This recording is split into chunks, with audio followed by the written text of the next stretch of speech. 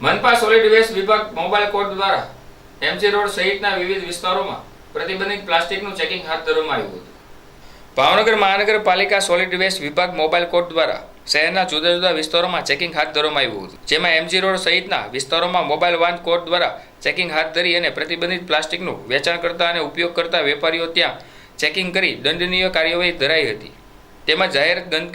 તેમજ જાહેરમાં ગંદકી ફેલાવતા અને ડસ્ટબિન રાખતા વેપારીઓ સામે પણ દંડની કાર્યવાહી કરાઈ હતી।